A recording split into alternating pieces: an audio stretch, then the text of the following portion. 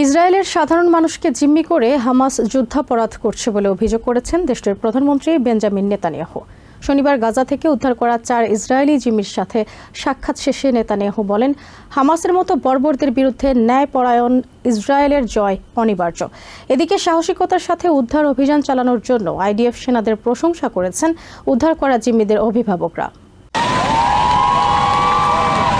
হামাসের হাতে জিম্মি হবার 246 দিন পর আইডিএফ সেনাদের বিশেষ অভিযানে 4 ইসরায়েলি জিম্মির মুক্তির খবরে অপেক্ষমান বন্ধু স্বজনদের হর্ষধ্বনি শোনা যায়।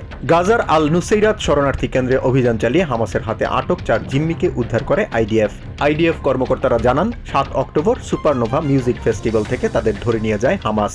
উদ্ধারকৃতরা হলেন নোয়া আরগামানি, আলমুক মেইরজান, আন্দ্রে কোজলভ ও স্লোমি জিভ। উদ্ধার হওয়া 25 বছর বয়সী নোয়া আরগামানিকে হামাস সদস্যদের ধারণ করা ভিডিও ফুটেজে দেখা গেছে। 7 অক্টোবর সুপারনোভা মিউজিক ফেস্টিভ্যাল থেকে তাকে অপহরণ করে হামাস সদস্যরা। গাজার দীর্ঘ জিম্মি দশা থেকে মুক্ত হয়ে প্রথমেই বাবা মাকে ভিডিও কল করেন আরগামানি। মুক্ত এই ইসরায়েলি নাগরিককে স্বাগত জানিয়ে ফোন করেন দেশটির প্রেসিডেন্ট আইসাক হারজগ এবং প্রধানমন্ত্রী বেঞ্জামিন নেতানিয়াহু।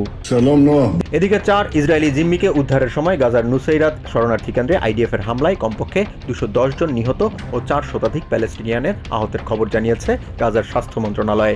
আইডিএফ মুখপাত্র ড্যানিয়েল হ্যাগারি জানান, গাজার 2টি আলাদা ভবনে দিনের আলোতে অভিযান শুরুর আগেই হামলার শিকার হন ইসরায়েলের সেনারা। অভিযান শেষ হওয়ার পরও আইডিএফ সেনাদের উপর হামলার অভিযোগ করেন তিনি। In 2 separate buildings deep inside Gaza.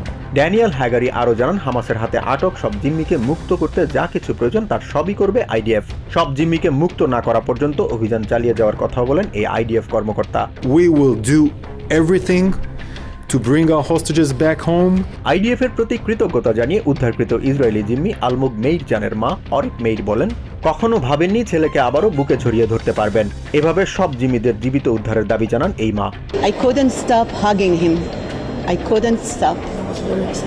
উদ্ধারকৃত জিম্মিরা শারীরিকভাবে সুস্থ হলেও তাদের স্বাস্থ্য পরীক্ষার জন্য হাসপাতালে ভর্তি করা হয়। এই সময় তাদের সাথে সাক্ষাৎ করেন ইসরায়েলের প্রধানমন্ত্রী বেঞ্জামিন নেতানিয়াহু।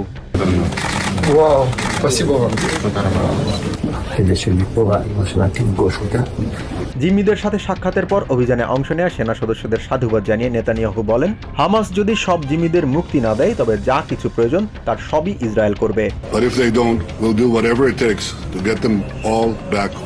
হামাসের মতো হত্যাকারী সংগঠন থেকে জিম্মিদের মুক্তিকে ইসরায়েল সর্বোচ্চ গুরুত্ব দেয় উল্লেখ করে নেতানিয়াহু বলেন, নিরপরাধ মানুষদের জিম্মি করে হামাস যুদ্ধাপরাধ করছে।